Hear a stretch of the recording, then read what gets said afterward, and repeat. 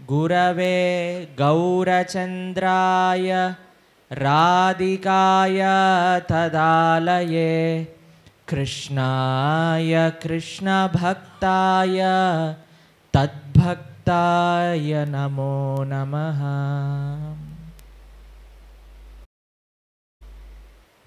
హరే కృష్ణ. మేము ఒక దగ్గర ప్రవచనం చేస్తూ ఉంటే మీ ఫ్యామిలీలో మీ కుటుంబంలో అన్నిటికంటే పెద్ద డిస్టర్బెన్స్ ఏంటి అని అడిగాం మేము ఒక ప్రవచనం మధ్యలో. అయితే ఒక్కొక్కళ్ళు ఒక్కొక్క ఆన్సర్ చెప్పారు. మీరేమంటారు? మీ ఫ్యామిలీలో అన్నిటికంటే పెద్ద డిస్టర్బెన్స్ ఏంటి అని? Mobile phone. ఎంతమంది అంటారు మొబైల్ ఫోన్ పెద్ద డిస్ట్రాక్షన్ ప్రభుజీ? ఒక ఆవిడ మా దగ్గరికి వచ్చి చెప్పారు, ప్రభుజీ ఈ మొబైల్ ఫోన్ కానీ కనిపెట్టకపోయి ఉంటే మేము ప్రశాంతంగా ఉండేవాళ్ళం ప్రభుజీ. కానీ ఈ మొబైల్ ఫోన్ అన్నిటి దగ్గరికి వచ్చేసింది ప్రభుజీ. మా పిల్లవాడైతే బాత్రూంలోకి కూడా తీసుకెళ్ళిపోతాడు ప్రభుజీ. మేము అడిగామండి, ఏం చేస్తావురా బాత్రూంలో? సాంగ్స్ వింటాను ప్రభుజీ. మేము ఇటీవలే ఆస్ట్రేలియా వెళ్ళామన్నమాట. అయితే అక్కడ ఒకళ్ళ ఇంట్లో ఒక పద్ధతిని అనుసరిస్తూ ఉన్నారు. ఏంటో తెలుసా? చెప్పుల స్టాండ్ విన్నారా? మీ అందరి ఇంట్లలో ఉన్నాయి కదా చెప్పుల స్టాండ్. ఎలా ఇంట్లోపలికి వెళ్తే చెప్పులు విప్పేసి లోపలికి వెళ్ళాలో అలా వాళ్ళ లివింగ్ రూమ్ దాటి లోపలికి వెళ్ళాలి అని అంటే ఫోన్ స్టాండ్ ఒకటి ఉంది వాళ్ళ ఇంట్లో. అందరి ఫోన్లో ఆ ఫోన్ స్టాండ్లో పెట్టి మాత్రమే లోపలికి వెళ్ళాలి.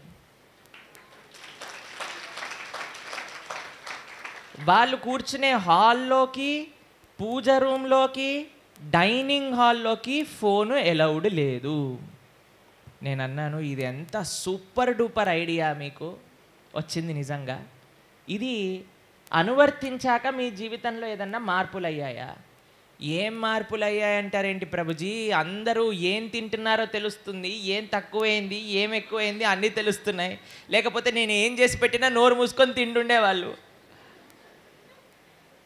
అందుకేనేమో కొంతమంది ఎంకరేజ్ చేస్తున్నారు, ఏమున్నా సరే ఫోన్ పట్టేసుకుంటే. ఇప్పుడు తెలుసా, చిన్నపిల్లలు తినాలంటే ఫోన్ ఇవ్వాలి. ఎంతమందిని చూసారు అలా? మిమ్మల్ని అనట్లేదులేండి, వాళ్ళ అక్క వాళ్ళ చిన్న అబ్బాయి పేరు చెయ్యి ఎత్తుతుంది. ఫోన్ ఇవ్వాలి, ఫోన్ ఇవ్వకపోతే వాడు తినడు. మేము ఒక దగ్గర అన్నాం, మేము తీస్తే ఏం చేస్తాడు? ప్రభుజీ ట్రై చేయండి అన్నారు. మేము ఇలా ఫోన్ పక్కన పెట్టామన్నమాట. ఇలా అన్నాడు. అయితే నేను ఫోన్ ఇచ్చేసాను. ప్రభుజీ మీరు కాబట్టి నవ్వాడు, నేను అయి ఉంటే కొట్టుండేవాడు అని అన్నారు వాళ్ళ నాన్నగారు. ఫోన్, టీవీ ఎన్ని డిస్ట్రాక్షన్స్ అయిపోయాయి చెప్పండి. అందరూ కూర్చొని ఒక దగ్గర భోజనం చేయడానికి ప్రయత్నిస్తున్నా ఒక్కొక్కళ్ళ ముందు వాళ్ళ పర్సనల్ మొబైల్ ఉన్నాయి. ఒక దగ్గర మేము వీడియో చూసామన్నమాట. అయితే ఆ వీడియోలో ఏం చూపించారంటే, అందరూ మొబైల్ ఫోన్లో నిమగ్నం అయి ఉంటే వాళ్ళ అమ్మ వెళ్ళి వైఫై స్విచ్ ఆఫ్ చేస్తుంది. వైఫై స్విచ్ ఆఫ్ చేస్తే ఏమవుతుంది తెలుసా? అందరు పక్క నుంచి ఇలా కూరలు వస్తాయన్నమాట బయటికి. దయ్యాలకు ఉంటాయి చూడండి, అలా కూరలు వచ్చి అందరూ వాళ్ళ అమ్మ పైన పడతారనమాట తినేయడానికి. అలానే ఉంటుంది సిచ్యువేషన్ ఇప్పుడు తెలుసా మీకు. పిల్లలకి ఏదన్నా ఇవ్వము అని అంటే అంత మొండిగా తయారైపోతున్నారు. మా చిన్నప్పుడు మేము ఎప్పుడైనా అల్లరి చేసామనుకోండి, చదువుకోకుండా టీవీ చూసామనుకోండి, మా అమ్మ ప్రతిరోజు 4 సార్లు పీకేసేది టీవీ కనెక్షన్.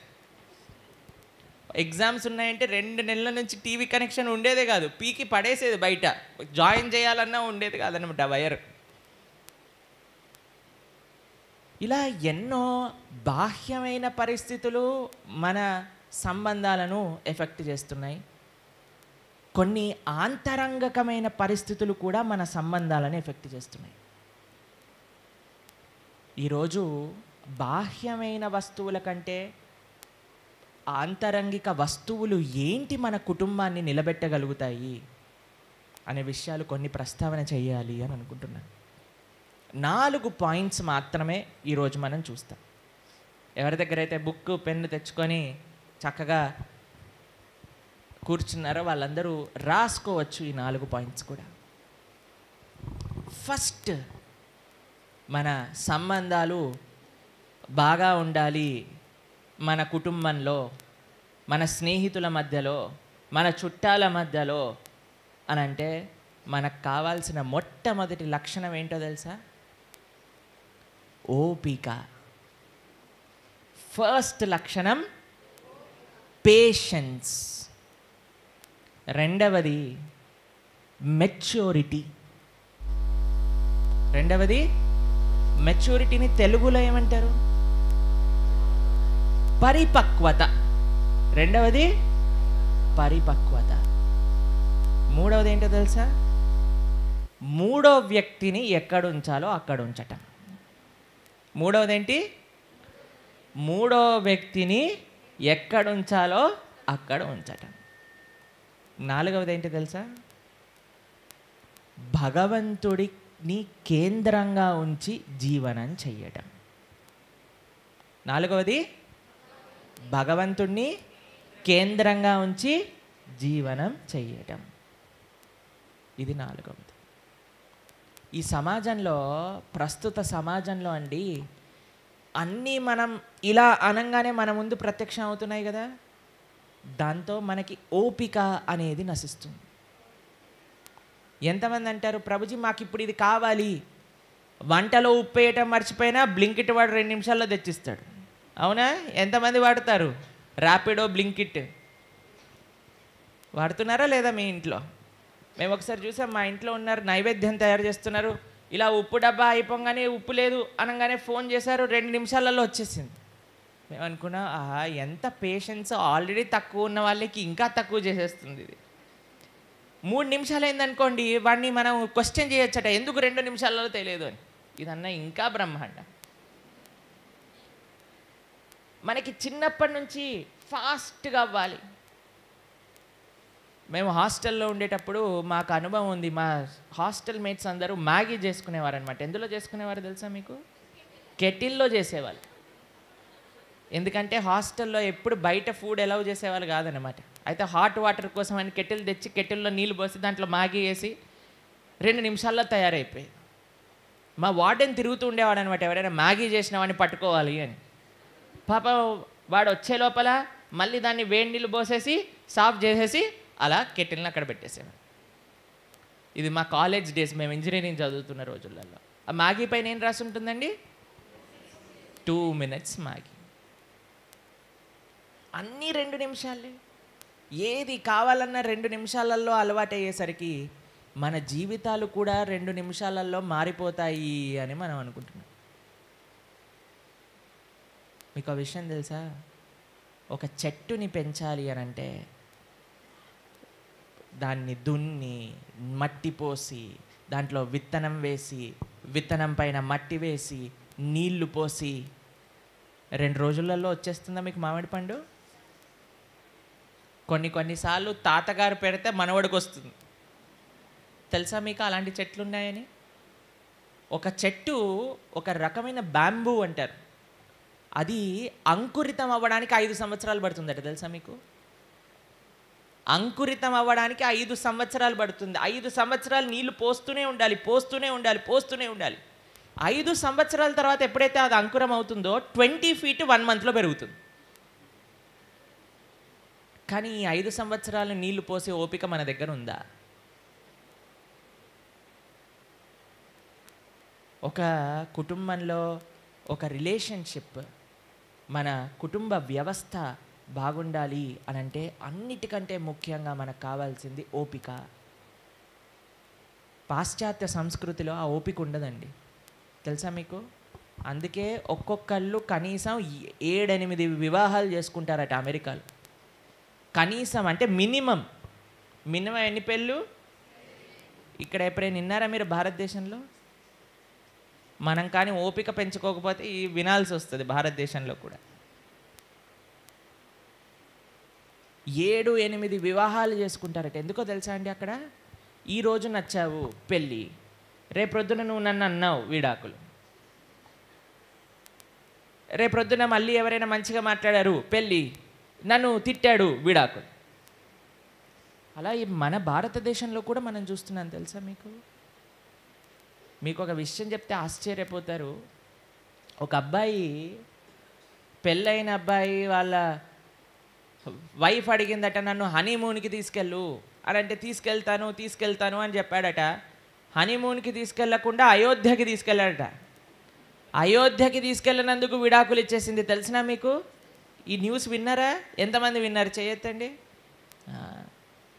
అయోధ్యకి తీసుకెళ్ళాడు అని విడాకులు ఇచ్చేశాడు అంటే అంత గొప్ప వాళ్ళు మన దేశంలో కూడా తయారవుతున్నారు. మా గురువుగారి దగ్గరికి మొన్నే ఒకళ్ళు వచ్చారనమాట. వివాహం జరిగింది వాళ్ళకి. మా గురువుగారు అడిగారు, ఇప్పుడు నెక్స్ట్ ఎటు అని అంటే, మేము హనీమూన్ వెళ్తున్నాము అని అన్నారనమాట. అయితే మా గురువుగారు అన్నారు, కృష్ణుడికి ఒక పేరు ఉంది తెలుసా మీకు అని అంటే, ఏం పేరండి? కృష్ణుడి పేరు మధుచంద్ర అనే పేరుంది అని అంటే, అవునా, మధుచంద్ర అంటే ఏంటి అంటే, మధు అంటే హనీ, చంద్ర అంటే మూన్, కృష్ణుడు హనీమూన్, కాబట్టి మీరు ఎక్కడికి వెళ్ళాల్సిన అవసరం లేదు అని అన్నారు అనమాట.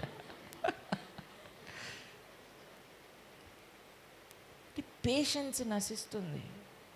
మనము ఎవ్వరు ఒక చిన్న మాట అనగానే దాన్ని సీరియస్గా తీసుకొని ఒక సిచ్యువేషన్ బెటర్ అవ్వడానికి మనం టైం ఇవ్వకుండా వెంటనే అన్నీ అయిపోవాలి అని మనం ప్రయత్నిస్తూ ఉన్నాం. మనకి శ్రీమద్ భాగవత మహాపురాణంలో కర్దమ, దేవహూతి, ఎంతమంది విన్నారు ఈ రెండు పేర్లు? కర్దమ మహర్షి, దేవహూతి విన్నారా మీరు ఎప్పుడైనా? దేవహూతి ప్రజాపతి యొక్క కుమార్తె. ఆవిడ ఎంతో విలాసవంతమైన జీవితంలో గడుపుతూ వస్తుంది. రాకుమార్తె అనుకోండి. అటువంటి రాణిని కర్దమ అనే ఒక ఋషికిచ్చి వివాహం చేస్తారు. ఆ ఋషి చాలా సింపుల్ అన్నమాట. రోజు వెళ్ళటం, తపస్సు చేసుకోవటం, రాత్రికి రావటం, మీ 9 to 5 జాబ్ లాంటిది అనమాట ఆయనది కూడా. అయితే ఈవిడికి చాలా అంటే చాలా ఏం అర్థం అయ్యేది కాదు పెళ్ళైన కొత్తల్లో. ఈయన ఏం చేస్తున్నాడబ్బా, రోజు వెళ్తాడు, ఎక్కడో తపస్సు చేసి వస్తాడు, కానీ ఎన్నడూ ఏమనలేదండి. తన యొక్క ధర్మం ఏమిటో ప్రతిరోజు తన వివాహ ధర్మాన్ని గుర్తు తెచ్చుతూ అలానే సర్వీస్ చేసింది కర్దమ మునికి.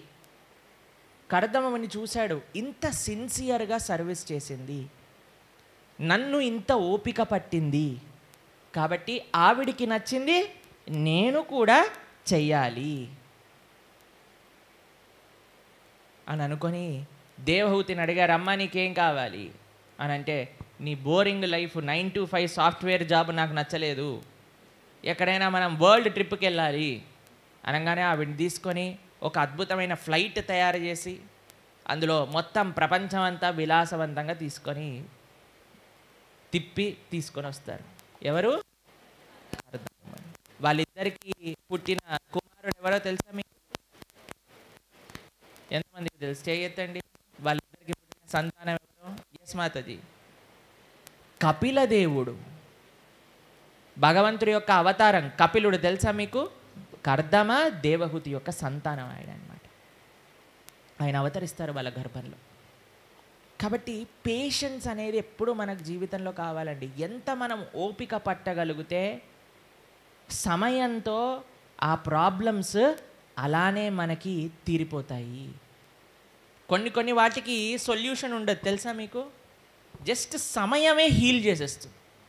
ఇప్పుడు మీకు చిన్నప్పుడు ఎక్కడైనా నీస్ పైన దెబ్బ తగిలిందా? చేతులకు కానీ మోకాళ్ళకు కానీ?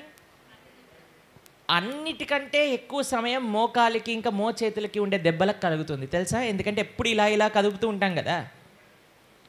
అయితే కానీ అక్కడ బాగా నొప్పి వస్తూ ఉంటుందన్నమాట, దురద కూడా చేస్తూ ఉంటుంది తెలుసా మీకు? ఎప్పుడు దాన్ని డిస్టర్బ్ చేయాలి అని అనిపిస్తుంది. కానీ మా అమ్మగారు ఏం చెప్పేవారు తెలుసా? అక్కడ కానీ నువ్వు ఏదైనా చేసావు అని అంటే అది ఇంకొక 1 నెల రోజులు పడుతుంది గాయం నయం అవ్వడానికి. అమ్మ చాలా దురద వస్తుందమ్మా, ఓపిక పట్టు, చెయ్యి ఇక్కడ దాకా వెళ్ళినా సరే వద్దు మళ్ళీ 1 నెల రోజులు భరించలేని నొప్పి అని వెనకాల తీసుకొస్తే ఏమవుద్ది? వారం రోజులలో ఎండిపోద్ది. ఎంతమందికి అనుభవం ఉంది? అనవసరంగా దురదని కొద్దిగా ఇలా పుండుని గిల్లి పెద్దగా చేసుకున్నాం ప్రభుజీ అని.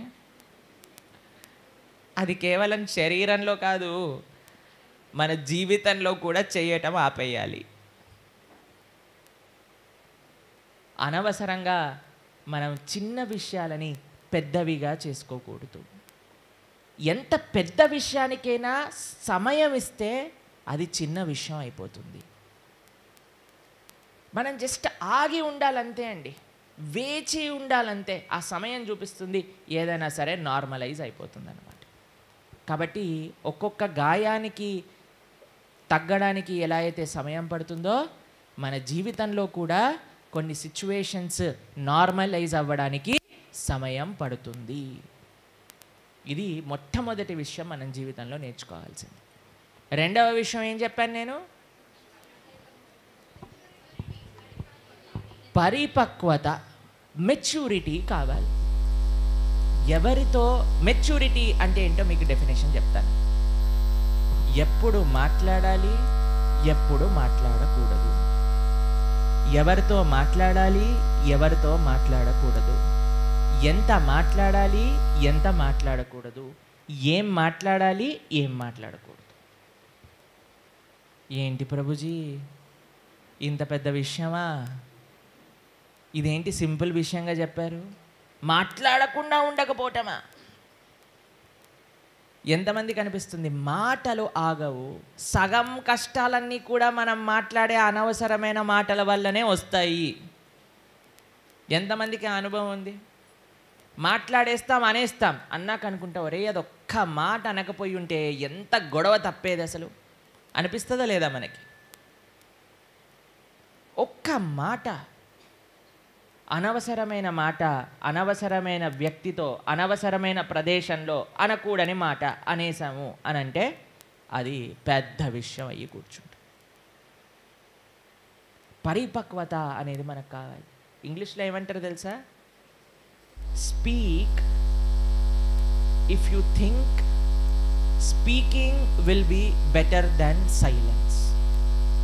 ఎప్పుడు మాట్లాడాలి అని అంటే మౌనము కాని ఆ పని అది చేసుకోకపోతే అప్పుడు మాత్రమే మాట్లాడాలి. అనవసరంగా మాట్లాడటం, అనవసరంగా వేరే వాళ్ళని ఏదన్నా అంటం ప్రారంభం చేసామనుకోండి, మనకి దాని రిజల్ట్ వెంటనే వస్తుంది. ఒకసారి మేము ప్రవచనం చెప్తూ ఉన్నామన్నమాట.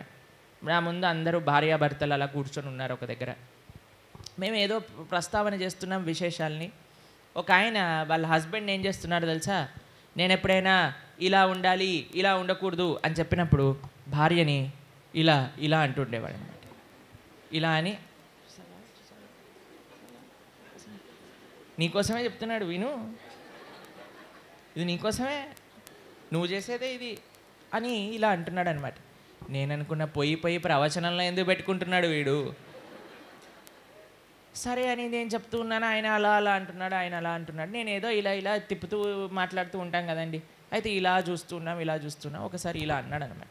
ఇలా అన్నా ఆవిడేమన్నా తెలుసా మీకు? ఇంకోసారి అన్నామంటే చెంప చెల్లు అనిపిస్తా.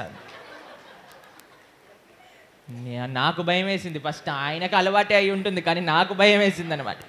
మేము అనుకున్నాం వామ్మో చాలా జాగ్రత్తగా ఉండాలి ఇక్కడ ప్రవచనంలో, ఎంత తొందరగా ముగిస్తే అంత బెటరు అనుకొని అనవసరంగా హితోపదేశాలు చేయకుండా ఏదో విషయాన్ని అలా అలా కానిచ్చేసి బయటపడ్డాం అనమాట. కాబట్టి ఏదో ప్రవచనంలో మనకేమనిపిస్తుందండి, కొంతమంది మేము ప్రవచనం చెప్పేటప్పుడు ఇలా వెనకాల చూస్తుంటారనమాట. మనం ప్రవచనాలు వినేది మన కోసం, మనం బాగవ్వాలని. ఈ పాయింట్ వాడికి చెల్లింది, ఈ పాయింట్ వాడికి చెల్లింది, ఈ పాయింట్ వాడికి చెల్లింది, నేనేమో చాలా మంచివాడిని అని అనుకున్నాం అనుకోండి, ఏది మన లోపలికి రాదు. మనం ఏదైనా చెప్పింది ఎలా వినాలి అని అంటే, చెప్పేదంతా నా కోసం చెప్తున్నారు, శాస్త్రములలో బాగుపడాలి అని చెప్పేది నా కోసము అనే భావన ఎప్పుడైతే మనకు ఉంటుందో అప్పుడు మనం బాగుపడగలుగుతాం అన్నమాట. కానీ చెప్పేదంతా కూడా వీడు మారడానికి, వాడు మారడానికి, వాడు మారడానికి అని అనుకున్నాం అనుకోండి, ఎప్పుడు చెప్పే విషయం మన లోపలికి రాదు. కుండ, మీ ఎంతమంది ఈ వేసవి కాలంలో కుండని యూజ్ చేస్తున్నారు? కుండ లోపల నీళ్లు పోయాలి అని అంటే ఏం చేయాలి? దాని ఓపెనింగ్లో పోయాలి, అంతేనా? కుండని బోర్లేసి మీరు నీళ్లు పోస్తే లోపలికి వెళ్తాయా? కుండని తిప్పి దాంట్లో నీళ్లు పోస్తే మాత్రమే లోపలికి వెళ్తాయి. అలా మనం ఎప్పుడైతే చెప్పే విషయాలు నా కోసము అని అనుకుంటున్నామో మన మైండ్ ఓపెన్ అవుతుంది అనమాట వినడానికి. నాకంతా తెలుసు చెప్పే విషయాలన్నీ పక్కన వాడికి అని అనుకున్నాం అనుకోండి, కుండ బోర్లేసి విన్నట్టు. మనం ఏం చేస్తామంటే అండి, అన్నీ మంచి పనులు చేస్తాం. ఆ మంచి పనులతో పాటు మనం చేసే చెడ్డ పనులు మనల్ని ఆ మంచి పనుల యొక్క ప్రభావం కూడా రాకుండా చేస్తాయి. ఒకళ్ళని అడిగారట, అయ్యా నువ్వు ఎంత సంపాదన చేస్తావు అని అంటే, రోజుకి 1,00,000 రూపాయలు సంపాదిస్తానండి అనగానే, రోజుకి 1,00,000 రూపాయలా అంటే నువ్వు చాలా సంపాదిస్తావు కదా, చాలానే డబ్బులు ఉండొచ్చు కదా నీ దగ్గర. లేదండి డబ్బులు లేవు, అప్పుల్లో ఉన్నా. ఎందుకురా అప్పుల్లో ఎలా ఉన్నావు అని అంటే, 1,00,000 సంపాదిస్తానండి, 2 లక్షలు ఖర్చు పెడతానండి. మనం కూడా అలానే ప్రొద్దున పూట లేస్తాం, దేవుడి దగ్గరికి వెళ్ళి దీపం పెట్టుకుంటాం, చక్కగా జపం చేసుకుంటాం, భగవద్గీత చదువుకుంటాం, సాయంత్రం పూట వెళ్ళి సీరియల్ చూస్తాం. ప్రొద్దున పూట సంపాదించిందంతా సాయంత్రం పూట ఇచ్చేస్తాం. మళ్ళీ ప్రొద్దునకి అకౌంట్ 0. మళ్ళీ ప్రొద్దున పూట, ప్రభుజీ ఏంటంటే ప్రభుజీ మనసు నిరకడగా ఉండట్లేదు ప్రభుజీ, పూజ చేస్తుంటే ఆ మనసు భగవంతుడి పైన ఉండట్లేదు. ఎందుకు ఉంటుందమ్మా నువ్వు సాయంత్రం అంతా సీరియల్ చూస్తే? కాబట్టి మనము మంచిని తీసుకోవటమే కాకుండా చెడుని ఆపాలి, అది కూడా చాలా ముఖ్యం. ఎప్పుడైతే మనం మంచి ఉపదేశములను, మంచి విషయాలను మనసులో వింటామో, చూస్తామో, శ్రవణం చేస్తామో, అప్పుడు ఆ పరిపక్వత జీవితంలో ఎవరితో ఎప్పుడు ఎలా ఉండాలి అనే విషయములన్నీ కూడా మనకి అవగతమవుతాయి. ఒక్కొక్క కుటుంబంలో మనం మాట్లాడే మాటలు ఎప్పుడైనా సరే మనం జాగ్రత్తగా ఉంచుకోవాలండి. ఇది ఫస్ట్ విషయం గుర్తుపెట్టుకోండి. మెచ్యూరిటీలో ఫస్ట్ విషయం ఏంటి అని అంటే, మనం మాట్లాడే మాట.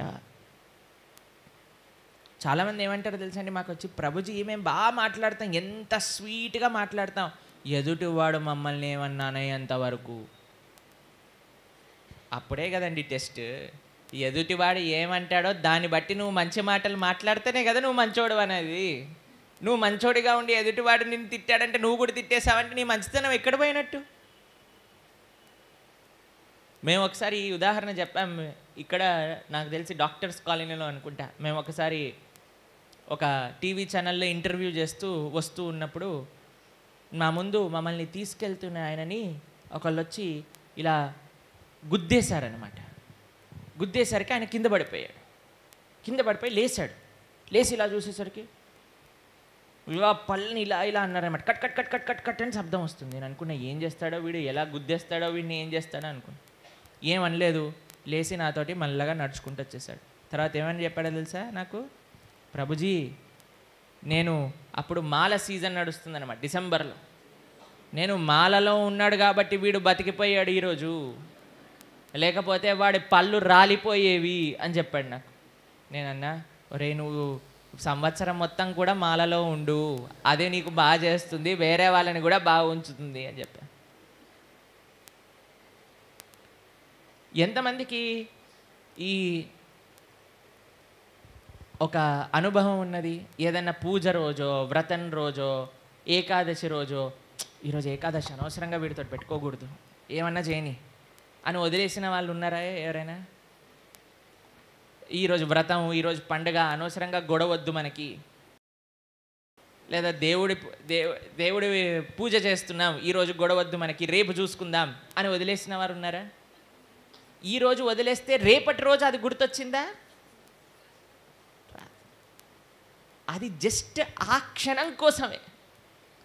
ప్రతిసారి అలా అనుకుంటే ఎంత బాగుంటుందండి. రేపు చూసుకుందాంలే వీడిని, ఈరోజు వదిలిపెట్టేస్తా అని అనుకున్నాం అనుకోండి, రేపటి రోజు గుర్తే రాదా? ఇటు కోరిక, అటు ద్వేషం, ఈ రెండు గుర్తురావండి మీకు. ఒక్కసారి ప్రయత్నం చేయండి. ఈసారి ఎవరికైనా పీకలోతు కోపం వచ్చిందనుకో, ఏం చేయాలి తెలుసా? రేపు ప్రొద్దున వీడి పల్లి రగ్గొడతా, ఆ క్షణం వదిలేసేయండి అంతే. నెక్స్ట్ డే రోజు అసలు ఏం చేశారో కూడా గుర్తుండదు. కానీ మనకి ఎక్కడ ఓపిక ఉండట్లేదో తెలుసా అండి?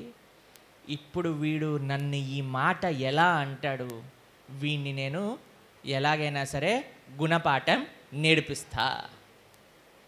ఎంతమందికి నేను తప్పు కాదు అని నిరూపించి తీరుతాను అనే పట్టుదల ఉంటుంది? చేయొద్దండి. ఉందా? చాలా డేంజరస్ ఇది డేంజర్ సైన్. పోతే పోనీలే అని అనుకున్నాం అనుకోండి, దానికంటే మంచి పని ఇంకొకటి లేదు. ఇదొక్క మాట నేర్చుకోండి జీవితంలో, కుటుంబంలో ఉండే రిలేషన్షిప్స్ బాగుండాలంటే. ఏంటో తెలుసా? పోనీలే. ఎంతమంది మనతో అలా అంటుంటారు చెప్పండి, పోనీలే అని? ఎంతమంది టీచర్స్ మనల్ని భరించుంటారు చెప్పండి? నిన్నే మా తెలుగు టీచర్ మాకు ఒక మెసేజ్ పంపించింది, చాలా సంవత్సరాల తర్వాత. మాకు 8, 9, 10 క్లాస్లో పంపించిన టీచర్. అయితే ఆవిడ ఇప్పుడు అంటే మా ప్రవచనాలు వింటూ ఉంటారు కాబట్టి, అసలు ప్రభుజీ మీ భాష ఏం భాష, అసలు మీరు ఎంత బాగా మాట్లాడతారు, చెప్పిందంతా కూడా జనాలు ఎంత బాగా అర్థం చేసుకుంటున్నారు. కానీ అప్పుడు మమ్మల్ని ఏం చేసేది తెలిసినా మీకు? ఇలా చెయ్యి ఉంటుందా, చెయ్యి పట్టుకొని ఈ నరాలు నడిపేదనమాట మా టీచర్. ఎందుకంటే మాకు తెలుగు అంటే అస్సలు ఇష్టం ఉండేది కాదు. తెలుగు రాయటం అంటే నాకు అనిపించేది దీనికంటే నరకం బెటరు అని అనిపించేది. కానీ మా టీచర్ ఎంత ఓపిక పట్టారో మా విషయంలో. ప్రతి ఒక్క విషయాన్ని నేర్పించి పాపం ఓపిక బట్టి మమ్మల్ని శిక్షించి, అందుకే ఆ మెసేజ్లో చెప్పారు, మిమ్మల్ని ఏదన్నా అనవసరంగా తిట్టుంటే కొట్టుంటే మమ్మల్ని క్షమించేసేయండి ఇప్పుడు అని అన్నారనమాట. నేనన్నా ఏం పర్వాలేదండి, మీరు అప్పుడు అలా చేశారు కాబట్టి మేము ఇప్పుడు ఇలా మాట్లాడగలుగుతున్నాము. మనల్ని మన తల్లిదండ్రులు ఓపిక పట్టలేదా అండి? పడుతున్నారా మీ తల్లిదండ్రులందరూ? మాకు సమ్మర్ హాలిడేస్ రాగానే అన్ని చోట్ల నుంచి ఫోన్లు వస్తున్నాయి, ప్రభుజీ మీ దగ్గర సమ్మర్ క్యాంప్ ఉందా. మేమన్నా ఎందుకండి ఇంత ఎంతూజియాస్టిక్గా ఉన్నారు, మీ పిల్లలకి శ్లోకాలు నేర్పించే. శ్లోకాలు కాదు ప్రభుజీ, వీటిని భరించలేం మేము, సమ్మర్ క్యాంప్లో మీ దగ్గర తీసుకెళ్ళిపోండి ఒక వారం రోజులు. అమ్మ మీరు భరించకపోతే నా తలపైన పెడితే నేను ఎలా భరిస్తాను మీ పిల్లల్ని? ప్రభుజీ ఏదో ఒకటి చేయండి ప్రభుజీ, ఎంత డబ్బులైనా తీసుకోండి ప్రభుజీ, మీరు తీసుకెళ్ళిపోండి ముంబైని మా పిల్లల్ని. మీకు విషయం తెలుసా? లాక్డౌన్ అయినప్పుడు పేరెంట్స్ ప్రిన్సిపల్స్కి ఫోన్ చేసి, అయ్యా మీకు డబుల్ స్కూల్ ఫీజు ఇస్తా కానీ ఆఫ్లైన్ స్కూళ్ళు ప్రారంభం చేయండి అని చెప్పారట. అట్లా మనం కూడా అల్లరి చేసిన వాళ్ళమే కదండి చిన్నప్పుడు. మనల్ని మన టీచర్స్ భరించారు, మన పేరెంట్స్ భరించారు, మన పెద్దలు భరించారు. మనం ఎందుకు భరించలేము? ఎంతమంది ఇక్కడ కూర్చున్న వాళ్ళు అంటారు, ప్రభుజీ మా దగ్గర ఒక్క ఫాల్ట్ కూడా లేదు, మేము ఎప్పుడు తప్పులు చేయము, అన్నీ కరెక్టే చేస్తాం. అసలు తప్పనేది మాకు జీవితంలో తెలియదు, ప్రతిదీ రైట్ మాత్రమే. ఎంతమంది ఉన్నారు చేయొద్దు? నేను కూడా ఎత్తలేను, ఎవరు ఎత్తలేరు. మరి మనం చెయ్యనప్పుడు మనం ఎదుటి వాటి లోపల ఎలా ఎక్స్పెక్ట్ చేస్తామండి? నేను తప్పు చేస్తే వేరే వాళ్ళు క్షమించాలి, కానీ వేరే వాళ్ళు తప్పు చేయకూడదు. ఇది ఎక్కడ ధర్మం చెప్పండి? మీకు ఆ విషయం తెలుసా? అన్ని రకాల కుటుంబ సమస్యలు 90% ఓపిక, 10% రాంగ్ ఎక్స్పెక్టేషన్స్ ఉండకపోవటంతో అన్నీ మెరుగుపడతాయి. Wrong expectations. మీకు ఒక విషయం చెప్పనా అండి, మాకు ఎక్కడైనా ప్రవచనానికి పిలిచారనుకోండి, మేము వాళ్ళని అడుగుతాం, అయ్యా ఏం చెప్పించాలనుకుంటున్నారు మాతో పాటు అని అంటే, అప్పుడు వాళ్ళు చెప్తారు, ప్రభుజీ ఇది ఇది ఇది. ఈరోజు వచ్చేటప్పుడు శ్రీనివాస అతిప్రియ ప్రభు ఫోన్ చేశాను, ప్రభుజీ ఏంటి ఈ టాపిక్ నాకు అర్థం కాలేదు అని అంటే, భౌతికమైన సంబంధాలు ఎలా మెరుగుపరుచుకోవాలి ఆధ్యాత్మికంగా ముందుకెళ్తూ అని 2 నిమిషాలు ఎక్స్ప్లెయిన్ చేశారు ఆయన ఏం మాట్లాడాలి అని. అయితే సరే ప్రభుజీ ఇప్పుడు ఆ విధంగా మనం మాట్లాడడానికి ప్రయత్నం చేద్దాము. ఎంతసేపు ప్రోగ్రాం ఉంటుంది, ఎంతమంది వస్తారు, ఏం చెయ్యాలి? మీకు ఆ విషయం తెలుసా? ఒక బ్రహ్మచారిగా మాకుండే సర్వీస్ ఏంటో తెలుసా? ఇక్కడ ప్రోగ్రాంకి వచ్చినప్పుడు కీర్తన చేయటం, ప్రవచనం చెప్పటం, ఫోటోలు దిగటం. ఇది 3వది ఇప్పుడు యాడ్ అయిపోయిందనమాట. ఇంతకుముందు కీర్తన చేయటము, ప్రవచనం చెప్పడం మాత్రమే ఉన్నది, కానీ ఇప్పుడు ఫోటోలు దిగటం కూడా ఒక సేవలో ఒక మ్యాండేటరీ అయిపోయిందనమాట. అలా ఎవరెవరికి ఏంటి ఎక్స్పెక్టేషన్స్? నేను ఎంత చేయగలుగుతాను, నువ్వెంత చేస్తావు? నేను నీకు ఎలా సహాయపడగలుగుతాను, నువ్వు నాకు ఎలా సహాయపడగలుగుతావు? ఇది కానీ మనకు క్లారిటీ ఉందనుకోండి, జీవితంలో ఎప్పుడూ కూడా ఇబ్బందులు రావు. మీకు ఒకటి తెలుసా, రాముల వారికి సీతమ్మ తల్లి ఎప్పుడు మాట్లాడుకునేవారే కాదట. విన్నారా మీరు రామాయణంలో ఎప్పుడైనా ఈ విషయాన్ని? అసలు ఎప్పుడు మాట్లాడుకోవాల్సిన అవసరం కూడా వచ్చేది కాదట. అంత బాగా ఒకళ్ళ మనసు ఒకళ్ళు అర్థం చేసుకునేవాళ్ళట. ఈ విషయాన్ని చెప్తే ఒకసారి ఒకళ్ళు వచ్చి మాతో చెప్పారు, ప్రభుజీ అలానే మా ఇంట్లో కూడా ఉండుంటే చాలా ప్రాబ్లమ్స్ సొల్యూషన్ వచ్చేసేది ప్రభుజీ. వీడు అనవసరంగా మాట్లాడతాడు కాబట్టి నాకు ఎక్కడ లేని కోపం వచ్చేస్తుంది ప్రభుజీ. అయితే మేము వాళ్ళని పిలిచాము, అయ్యా ఎందుకు అనవసరంగా అనవసరంగా మాట్లాడటమా? నేనన్నా, అయ్యో ఇక్కడ మిమ్మల్ని ఇద్దరిని కొట్లాడుకోవడానికి పిలిచలేదు, మేమేదో మిమ్మల్ని ఏంటి పరిస్థితి అనుకుందా, దూరం నుంచి దండం పెట్టి వాళ్ళని ప్రసాదం ఇచ్చి పంపించేసాను. కాబట్టి అలా గ్రర్ గ్రర్ అని అందరు ఈ భావనలో ఉంటారనమాట. అందుకే మేము చెప్పాం, అమ్మ మీ ఇద్దరి మధ్యలో గొడవలు ఉంటే మా దగ్గర రాకండి, ఎందుకంటే మాకు సాధువులు ఇవన్నీ తెలియదు, మేమేదో ప్రశాంతంగా జపం చేసుకోవడానికి వచ్చాము ఇక్కడ.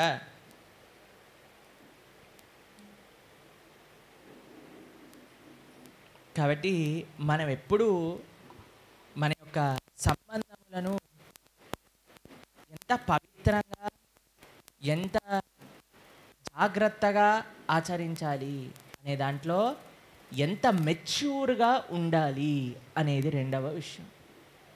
Maturity is most important. మూడవ విషయం ఏం చెప్పాము మేము? థర్డ్ పర్సన్ని ఎక్కడ ఉంచాలో అక్కడ ఉంచాలి. మీకు రామాయణంలో కైకమ్మ రాముడి పట్ల ఎంత ప్రేమ ఉండేదో మీకు తెలుసు కదా. భరతుడి కంటే ఎక్కువగా ప్రేమించేది రాముణ్ణి, అవునా కాదా? ఏం గొడవ వచ్చింది కైకమ్మకి రాముడికి?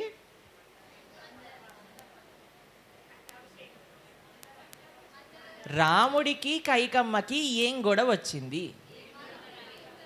ఏమీ గొడవలేదు. రాముడు ఆనందంగా ఉన్నాడు, కైకమ్మ ఆనందంగా ఉంది. రాముడి పట్టాభిషేకం జరుగుతుంది అనంటే కైకమ్మ ఆనందం 100 రెట్లు ఎక్కువైపోయింది. కానీ ఎవడు ప్రాబ్లం క్రియేట్ చేశారు? మంతర.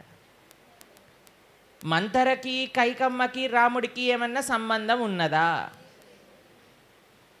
కైకమ్మ చేసిన పొరపాటు ఏమిటి? మందర మాట వినటం. మనం ఎప్పుడైతే మన జీవితంలో సంబంధం లేని వ్యక్తులకి ఎక్కువగా ఇంపార్టెన్స్ ఇచ్చి సంబంధం ఉన్న వ్యక్తుల మాటలను మనం ఎప్పుడైతే డౌన్ చేస్తామో, ఎప్పుడైతే వాళ్ళకి ఇంపార్టెన్స్ ఇవ్వమో, అప్పుడు ఆ సంబంధం ఎక్కడున్నా సరే తప్పకుండా విచ్ఛిన్నం అయిపోతుంది. కాబట్టి ఈ సమాజంలో చాలామంది మాతో వచ్చి చెప్తుంటారు, ప్రభుజీ మేం చెప్పే మాటల కంటే ఫ్రెండ్స్ చెప్పే మాటలకు ఎక్కువగా ఇంపార్టెన్స్ ఇస్తుంటారు ప్రభుజీ. పిల్లల విషయంలో ఎక్కువగా ఈ విషయం చెప్తూ ఉంటారు తెలుసా తల్లిదండ్రులు. ప్రభుజీ మేం చెప్పే మాటల కంటే ఫ్రెండ్స్ చెప్పే మాటలు లేదా నేబర్స్ చెప్పే మాటలు, వీడు అనుకుంటాడు ప్రభుజీ నేబర్స్ ఏదో వీళ్ళకి మంచి చేస్తున్నారు అని అనుకుంటారు ప్రభుజీ. కానీ తల్లిదండ్రుల కంటే ఒక పిల్లవాడి మంచి ఆలోచించే వాళ్ళు ఉంటారా అండి? కానీ మనం అది అర్థం చేసుకోలేకపోతాం. మేము మొన్న ఆదిలాబాద్లో ఒక ప్రోగ్రాం చేసాం. అందులో ఒక వీడియో చూపించామన్నమాట, ఒక మరాఠీ షార్ట్ ఫిలిం. అందులో ఏమవుతుంది అని అంటే, ఒక ఆయన ప్రొద్దున పూట లేస్తారు, 5 నిమిషాలు లేట్ లేసేసరికి వాచ్ చూస్తాడు, 5 నిమిషాలు లేట్ అయిపోయింది అని వెంటనే స్నానం చేసుకుంటారు. స్నానం చేసి రెడీ అయిపోతారు. భార్య పైన నడుస్తుంటారు, ఏయ్ టిఫిన్ ఏది, నేను లేట్ అయిపోయింది, ఆఫీస్కి లేట్ అయిపోయింది అనగా ఆవిడ, నువ్వు లేట్ లేసి నన్ను ఎందుకు తిడుతున్నావు, వెయిట్ చేయి తెస్తాను అని తీసుకొచ్చి పెడుతుంది. ఆయన ఏదో ఫాస్ట్గా తింటాడు. వెంటనే అన్నీ తగిలించేసుకుంటాడు, బ్యాగ్, తర్వాత చేతికి వాచ్, టై, డబ్బులు పెట్టేసుకుంటాడు, బయలుదేరిపోతాడు ట్రైన్ పట్టుకోవాలని. కిందికి వెళ్తాడు, బస్సు మిస్ అయిపోతుంది. 5 నిమిషాలు లేట్గా లేసాడు కదండి. పాపం వాళ్ళ భార్య ఫోన్ చేస్తూ ఉంటుంది. వీడు ఎత్తకుండా బస్సు మిస్ అయిపోతుంది, ఆటో పట్టేసుకుంటాడు, ట్రాఫిక్ జామ్లో ఉంటాడు, ట్రాఫిక్ జామ్లో చాలా ఇరుక్కుపోయి అదైపోయి రైల్వే స్టేషన్కి వెళ్ళి రైల్వే స్టేషన్లో టికెట్ పాస్ అయిపోతుంది. పాస్ కోసం లైన్ చూస్తే ఇంత పెద్ద లైన్ నుంచి ఉంటుంది. దాని తర్వాత టికెట్ కోసం నించొని ఆయంత స్టేషన్కి వెళ్ళి చూసేసరికి అప్పుడు ఫోన్ స్విచ్ ఆఫ్ అయిపోయింది అని తీసుకొని ఫోన్ ఆన్ చేసేసరికి భార్యవి 20 మిస్డ్ కాల్ ఉంటాయి. ఏమైందబ్బా అని ఫోన్ ఎత్తేసరికి ఈవిడ చెప్తుంది, అయ్యా నీకు నిన్నటి రోజు నీ రిటైర్మెంట్ అయిపోయింది, ప్రొద్దున నుంచి నన్ను 3 చెలువలు నీళ్లు తాగిచ్చావు, లేట్ అయిపోయింది, నిన్నటితో నీ రిటైర్మెంట్ అయిపోయింది, నువ్వు వెళ్ళాల్సిన అవసరం లేదు. సరే ఈ వీడియో చూపించాం, ఎవరికి ఏం అర్థమైంది చేతులు ఎత్తండి అంటే ఒక ఆయన ఇలా చేతులు ఎత్తారు. అయితే ఆయన ఏదో మాట్లాడారు. తర్వాత ఇంకొక మాతాజీ చెయ్యెత్తారనమాట. అయితే ఆ మాతాజీకి ఇచ్చా, అమ్మ ఏంటి లెసన్ అని అంటే, అప్పుడప్పుడు భార్య మాట కూడా వినాలి, ఇదే నేను నేర్చుకున్నది, వాళ్ళకి చెప్పండి అని అన్నారు. కాబట్టి మన జీవితంలో మన సంబంధాలు బాగుండాలి అని అంటే, మన అనే వ్యక్తులు ఎవరికైతే మన కోసం సమయం ఇచ్చారో, ఎవరికైతే మన పైన ప్రేమ చూపించారో, ఎవరైతే వాళ్ళు సాక్రిఫైస్ చేసి మన సంతోషం కోసం వాళ్ళ జీవితాన్ని సమర్పణ చేశారో అటువంటి వ్యక్తుల మాటలు వినాలి. కానీ ఎవరినో తీసుకొచ్చి వాళ్ళు చెప్పే మాటలతో మన సంబంధాలు వేస్ట్ చేసుకోకూడదండి. మన సంబంధాలు ప్రాబ్లమాటిక్స్లో పెట్టుకోకూడదు. మన తల్లిదండ్రులు, భార్య, పిల్లలు, భర్త, అత్తమామలు, ఈ సంబంధములకి మనం ఈరోజు ఇంపార్టెన్స్ ఇవ్వకుండా ఎవరో ఈరోజో రేపో పరిచయం అయిపోయిన వాళ్ళు, పక్కింటి వాళ్ళకి, ఎదురింటి వాళ్ళకి, ఫ్రెండ్స్కి ఇంపార్టెన్స్ ఇచ్చి వాళ్ళు చేసే తప్పుడు ఉపదేశాలు మనసులో పెట్టేసుకొని జీవితాలన్నీ కూడా నాశనం అయిపోతూ ఉన్నాయి. ఇది 3వ విషయం మనం జ్ఞాపకం పెట్టుకోవాల్సింది. 4వ విషయం ఏంటో తెలుసా? ఏం చెప్పాం మేము? 4వ విషయం, ఏది చేసినా సరే భగవంతుణ్ణి కేంద్రంగా ఉంచుకోవాలి మన జీవితంలో. అన్నిటికీ ప్రాబ్లం ఎక్కడొస్తుందో తెలుసా అండి? వీడు నావాడు, నేను చెప్పినట్టు వినాలి అని అన్నప్పుడు ప్రాబ్లం వస్తుంది. కానీ మనకిచ్చిన కుటుంబం ఎవరైనా కానివ్వండి, భార్య, భర్త, పిల్లలు, వీళ్ళందరూ భగవంతుడు నాకిచ్చిన వాళ్ళు, నేను వీళ్ళ సేవ చేయడానికి ఇక్కడ ఉన్నాను అనే భావన వచ్చిందనుకోండి, ఎవరిని మనం అగౌరవపరచము, ఎవరిని మనం ఇబ్బంది పెట్టము, ఎవరిని మనం టేక్ ఇట్ ఫర్ గ్రాంటెడ్ అవ్వము. ఇప్పుడు మీ దగ్గరికి తీసుకొచ్చా, ఎవరైనా మీ దగ్గరికి వచ్చి, అయ్యా ఇది వెంకటేశ్వర స్వామికి శుక్రవారం పూట అభిషేకం చేసిన తీర్థము అని మీ చేతుల్లో పెట్టారనుకోండి, మీరేం చేస్తారు? అమ్మో, అభిషేక తీర్థమా, జాగ్రత్తగా పెట్టుకోవాలి అని ఎంతో కేర్ఫుల్గా తీసుకెళ్ళి అక్కడ పెట్టి అందరికీ కింద పడేయకు, కింద పడేస్తే కళ్ళు పోతాయి చెప్తారా? ఇలా ఎప్పుడైనా మా ఆశ్రమంలో వచ్చే వాళ్ళందరూ, హే దేవుడు దండం పెట్టుకో, కళ్ళు పోతాయి. నేనన్నా కళ్ళు పోతాం ఏంటి? ఆయన ఏమన్నా అక్కడ కూర్చున్నవాడు ఏమన్నా మీకు మిలిటెంట్లా కనిపిస్తున్నాడా? చిన్నపిల్లలు దండం పెట్టకపోతే కళ్ళు పోతాయి అని చెప్పకూడదు.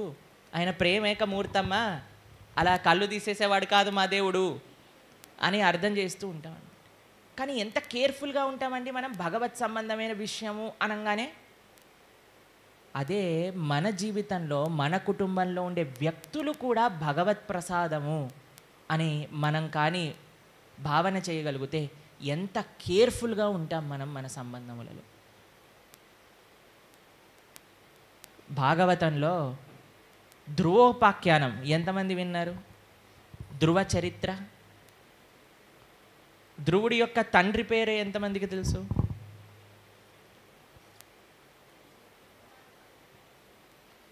ఉత్తానపాద. ఆయనకి 2 భార్యలు ఉన్నారు. పేర్లేంటి? సునుతి, సురుచి. 2 భార్యలు.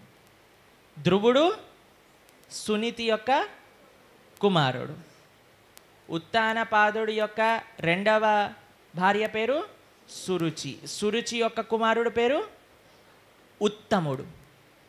ఉత్తమ, ఉత్తానుపాద, సునుతి, సురుచి, ధ్రువ. ఒకసారి చిన్న పిల్లవాడండి ధ్రువుడు. అరే నాన్న దగ్గరికి వెళ్ళాలి అని చూడడానికి వెళ్ళినప్పుడు నాన్న తొడపైన ఉత్తముడు కూర్చుని ఆడుకుంటూ ఉన్నాడు అనమాట. ఎంతమంది చిన్నపిల్లలు ఒకరిని ఎత్తుకుంటే నన్ను కూడా ఎత్తుకోవాలి అని గొడవ చేస్తారు తెలుసా మీకు? చిన్నపిల్లోడైనా సరే వాడిని ఎందుకు ఎత్తుకుంటున్నావు, అరే వాడు నీ తమ్ముడు రా, తమ్ముడైనా పర్వాలేదు నన్ను కూడా ఎత్తుకో అని అంటే తమ్ముడిని వేరే వాడిని ఇచ్చి అన్నయ్యని ఎత్తుకోవాల్సి వస్తుంది. అయితే పాపం వీడికి కూడా చిన్న పిల్లవాడు కదండి, కోరిక అడిగింది నేను ఇంకొక తోడపైన కూర్చుంటా అని వెళ్ళడానికి ప్రయత్నం చేశారు. కానీ వాళ్ళ పిన్నతల్లి ఏం చేసింది, నువ్వు తండ్రి తోడపైన కూర్చోవడానికి అర్హుడివి కాదు, ఎందుకంటే నువ్వు నా గర్భంలో నుంచి జన్మించలేదు. చిన్న 5 సంవత్సరాల పిల్లవాడికి ఎంత బాధేస్తుందండి. వాళ్ళ అమ్మ దగ్గరికి వెళ్తారు. వాళ్ళ అమ్మ దగ్గరికి వెళ్ళి అమ్మ నన్ను ఇలా అంటుంది, నాన్న దగ్గర కూర్చోనివ్వలేదు అనగానే వాళ్ళ అమ్మ అంటుంది, ఏం పర్వాలేదు నాన్న, అందరికీ తండ్రి ఇంకొకడు ఉన్నాడు, నీ శాశ్వతమైన తండ్రి ఒకడు ఉన్నాడు, ఈ తండ్రి కూర్చొనివ్వకపోతే ఏముంది, ఆ శాశ్వతమైన తండ్రిని ఆశ్రయించు నువ్వు అని చెప్పి ఎవరి దగ్గరికి పంపించింది, వనంలో నారాయణుని ఎత్తుకోడానికి పంపించింది. పాపం చిన్ని ధ్రువుడు అలానే అరణ్యంలోకి వెళ్ళిపోయాడు, భగవంతుడి కోసం తపస్సు చేశాడు, భగవంతుడి యొక్క సాక్షాత్కారం అయింది. ఎప్పుడైతే భగవత్ సాక్షాత్కారం అయిందో తన జీవితంలో తన జీవితం మారటమే కాకుండా అందరి యొక్క జీవితాలు కూడా మార్పు పొందాయి. ఇంత చిన్న పిల్లవాడు 5 సంవత్సరాల్లోనే భగవంతుడి యొక్క సాక్షాత్కారం పొందిన మహానుభావుడే కదా అని సునిచి, సునీతి, ఉత్తానపాద, ఉత్తమ అందరూ గౌరవం పెంచుకున్నారు ధ్రువుడి పైన. కానీ మీకు ఒక విషయం ఏమైందో తెలుసా అండి, ధ్రువుడికి చిన్నప్పుడు చేసిన అపరాధం వల్ల ముందు ధ్రువుడు వెళ్ళిపోయి మహాభాగవత వైష్ణవుడైపోయాడు, భాగవతోత్తముడైపోయాడు. కానీ భాగవతోత్తముడు అవ్వకుండా ముందే చేసిన అపరాధం వల్ల సురుచి అరణ్యంలో ఆ దావాగ్నిలో కాలిపోవాల్సిన అవసరం వచ్చింది. కాబట్టి మనమండి ఎవ్వరి పట్ల అపరాధం చేయకూడదు, ఎవ్వరి మనస్సుని కూడా నొప్పించకూడదు. ఎందుకంటే ఆయన ముందు వెళ్ళి ఎంత పరమ భాగవతోత్తముడు అవుతాడో మనకేం తెలుసండి, అవునా కాదా? ఎంతమందికి తెలుస్తుంది? ప్రభుజీ మాకు చెప్తూ ఉంటారు ఎప్పుడైనా, మా ఒక డివోటీ ఫ్రెండ్ గురించి మాట్లాడుతుంటే ఆయన అన్నారనమాట, ప్రభుజీ ఈ డివోటీ నాతో పాటు నా కాలేజ్లో చదువుకునేవాడండి, కాలేజ్లో ఏం చేసేవాడో తెలుసా? మేమన్నాం కాలేజ్లో ఏం చేసేవాడో నాకు అవసరం లేదు, కానీ ఇప్పుడు భాగవతోత్తముడు అయ్యాడు. అపిచేత్సు దురాచారో భజతే మాం అనన్యభాగ్ సాధురేవ సమంతవ్య. కృష్ణుడు ఏమని చెప్పాడు భగవద్గీతలో? ఎంత తప్పు చేసిన వాడైనా సరే నన్ను కానీ భజతే మాం, నన్ను మాత్రం ఆశ్రయిస్తే వాణ్ణి నేను సాధువుగా చూస్తాను. ప్రతి ఒక్కళ్ళు కూడా తప్పు చేస్తారండి, తప్పు చేయని వాళ్ళు అని ఉండరు. కానీ తప్పు చేసిన ప్రతి వ్యక్తి కూడా మారే ఒక అవకాశం ఉన్నది. మార్పు ఎప్పుడు భగవంతుడు ఇస్తాడో మనకి తెలియదు. ఒకసారి వేసవి కాలం కదండి, ఇప్పుడు వేసవి కాలంలో ఇంతకుముందు అందరూ టెర్రస్ పైన పడుకునేవాళ్ళు, ఏసీలు రాకముందు.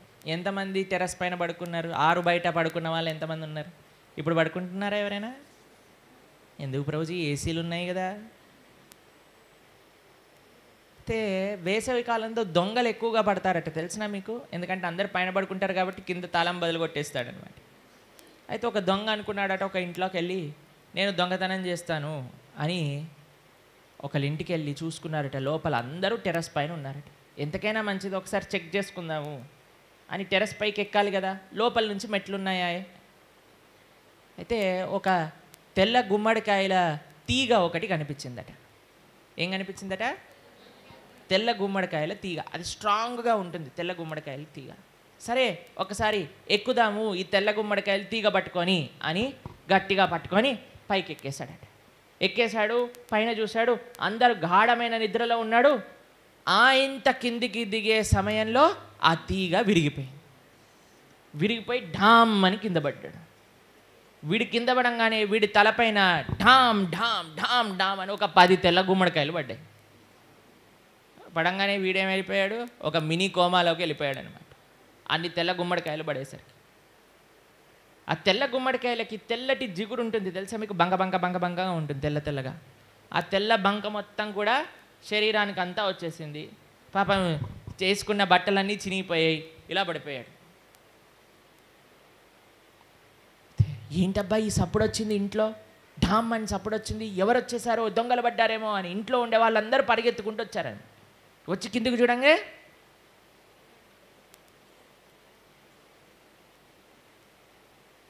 ఆ ఇంటి పెద్ద ఆవిడ, ఓ మా ఇంటికి ఎవరో మహాపురుషుడు వచ్చేసాడు, మా ఇంటికి ఎవరో నాగసాధు వచ్చారు, మా ఇంటికి ఎవరో బాబాజీ వచ్చాడు, తొందరగా ఆరతి పళ్ళం పట్టుకొని రా అనగానే కోడలు పరిగెత్తుకుంటూ ఆరతి పళ్ళం పట్టుకొచ్చింది. పదండి ఆరతి ఇద్దాము. ఆరతి ఇచ్చాడు వీడు. పక్కింటి వాళ్ళకి చెప్పండి తొందరగా మా ఇంటికి మహాపురుషుడు వచ్చాడని. పక్కింటి వాళ్ళు, ఎదురింటి వాళ్ళు, సందులో వాళ్ళు, బయట 300 ticket, VVIP ticket, L1 L2 L3, పెద్ద పెద్ద హుండీలు, ముందు కానుకలు, నైవేద్యాలు, ధూపాలు, దీపాలు అన్నీ ప్రారంభమైపోయాయి. కొబ్బరికాయలు అన్నిటికంటే మెయిన్. పాపం అందరు వస్తున్నారు, కొబ్బరికాయలు కొడుతున్నారు. 2-3 రోజులు అయిపోయింది. ఒక ఆవిడ గట్టిగేసి ఢామ్ అని కొబ్బరికాయ కొట్టంగానే ఆ నీళ్ళు వెళ్ళి వీడి ముఖం పైన పడ్డాయి అనమాట. ముఖం పైన పడేసరికి వీడికి అప్పుడు మెల్లమెల్లగా స్పృహ రావటం ప్రారంభం చేసింది. కళ్ళు ఇలా ఇలా మెదుపుతుంది. అనగానే అందరూ ఏ స్వామి కళ్ళు తెరుస్తున్నాడు, కళ్ళు తెరుస్తున్నారు, స్వామి మొట్టమొదటి చూపులు మా పైన పడాలి, మా పైన పడాలి అని అందరూ ఒకటే తోపులాట అన్నమాట. అక్కడ ఆయన దివ్య దృష్టి మా పైన పడాలి ఫస్ట్ అని అందరూ తోసుకుంటున్నారు. ఈయన మెల్లగా 10 నిమిషాల కళ్ళు తెరిచి చూశాడు. చూడంగానే ఏముంది, ముందటంతా హుండీ నిండిపోయి డబ్బులు మీద పడిపోతున్నాయి. ముందటంతా నైవేద్యములు, జనాలందరూ దండాలు పెడుతున్నారు. స్వామోరు స్వామోరు స్వామోరు స్వామోరు అని మొత్తం జాతర వస్తుంది.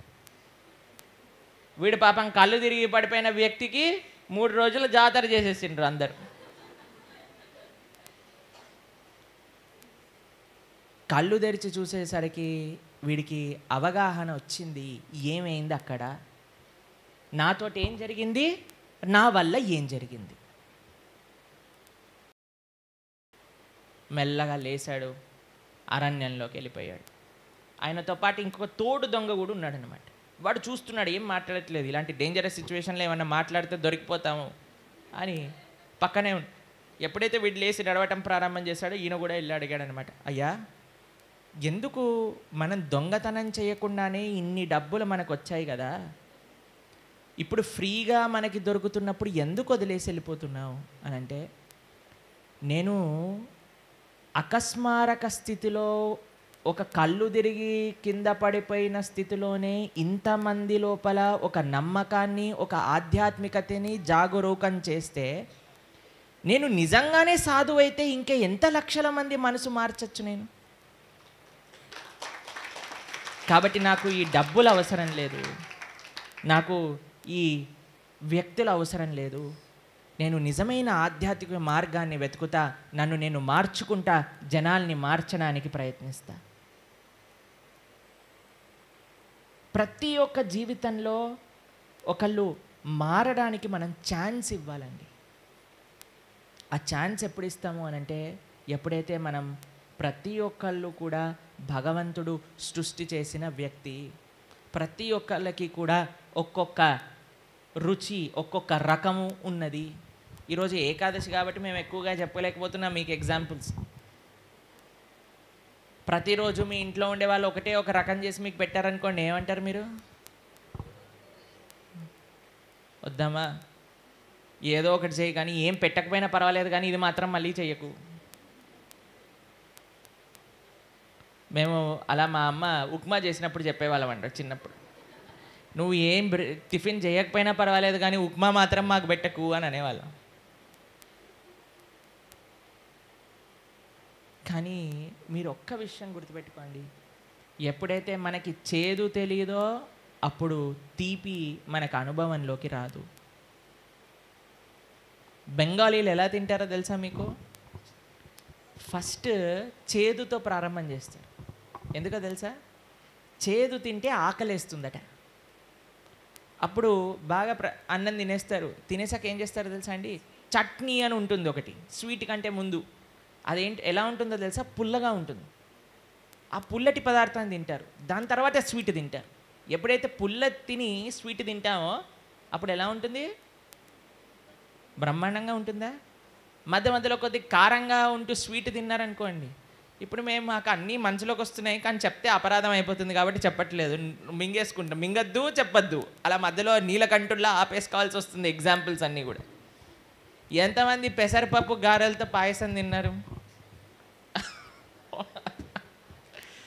ఎంతమందికి ఆ రుచి తెలుసు? కొద్దిగా కారంగా కొద్దిగా తీయగా ఉన్నదనుకోండి, అప్పుడు మనకి రుచి ఇంకా బాగుంటుంది అనమాట. అలా మన జీవితంలో కూడా అన్నీ సుఖాలే ఉన్నాయనుకోండి, ఏమీ సుఖం యొక్క అనుభవం ఉండదు. అలానే అన్నీ దుఃఖాలే ఉన్నాయనుకోండి, జీవితం యొక్క అనుభవం ఉండదు. సుఖాలు వస్తాయి జీవితంలో, దుఃఖాలు వస్తాయి. మన సంబంధములలో కొన్నిసార్లు మంచి ఉంటుంది, కొన్నిసార్లు చెడు ఉంటుంది. మంచి ఉన్నప్పుడు దాన్ని అప్రిషియేట్ చేయటం నేర్చుకోండి.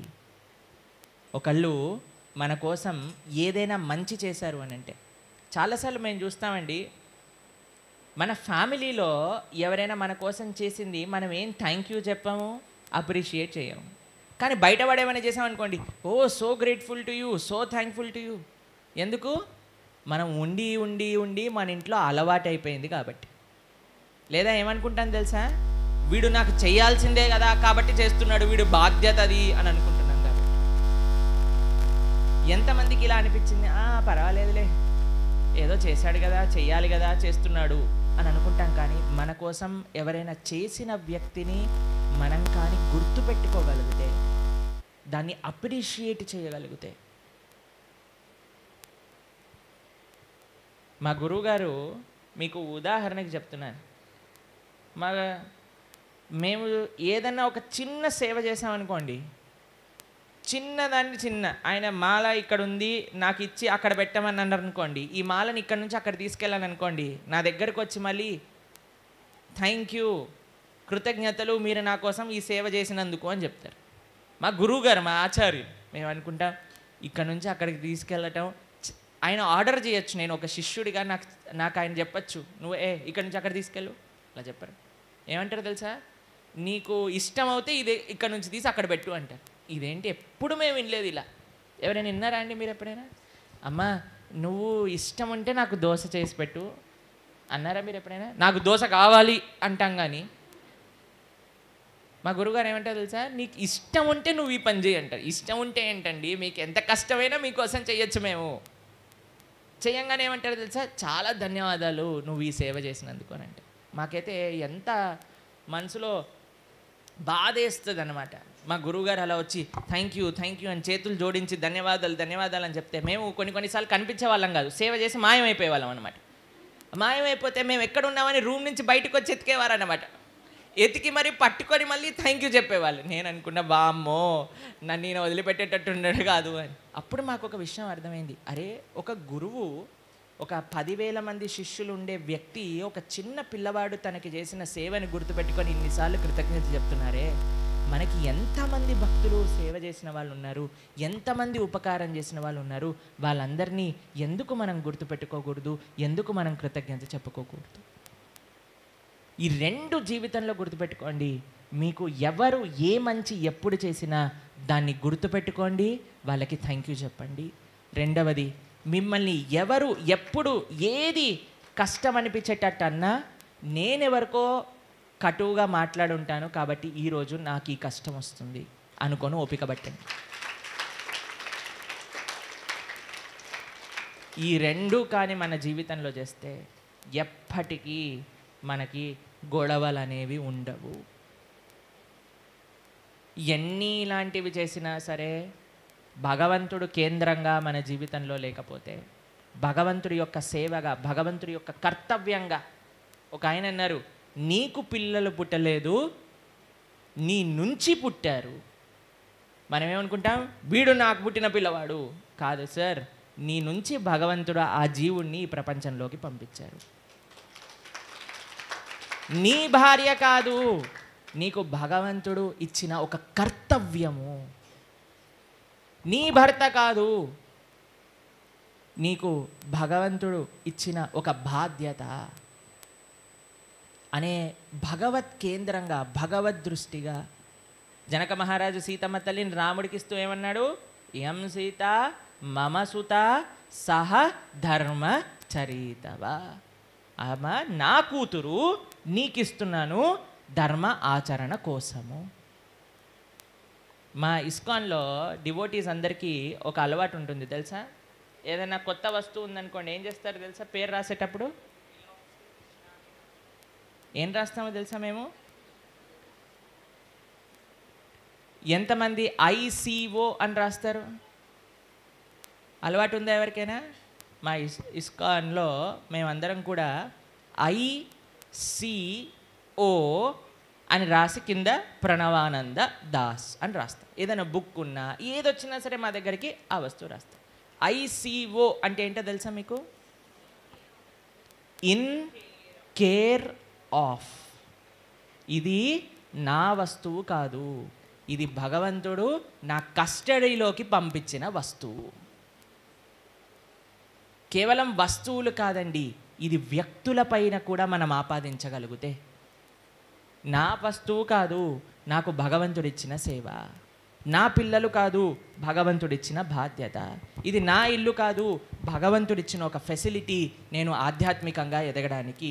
ఇది నా వెహికల్ కాదు, భగవంతుడిచ్చిన మాధ్యమం ఆలయానికి వెళ్ళడానికి అనే భావన వచ్చిందనుకోండి, ప్రతి ఒక్కటి కూడా భగవత్ ప్రసాద బుద్ధితో కానీ మనం చూడగలిగామనుకోండి, మనకి ఎప్పుడూ జీవితంలో క్లేషస్ అనేవి రావు.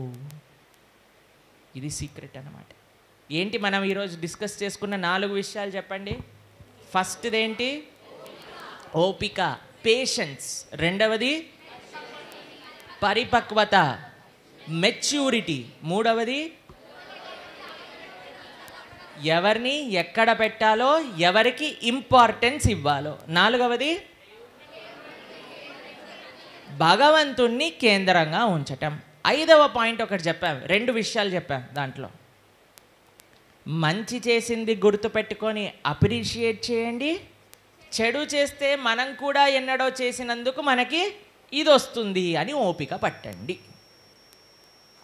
ఈ 5 కానీ మన జీవితంలో గుర్తుపెట్టుకోగలిగితే, కేవలం గుర్తుపెట్టుకోవటమే కాదు ఆచరించగలిగితే మన సంబంధాలు ఎంతో మెరుగుపడతాయి.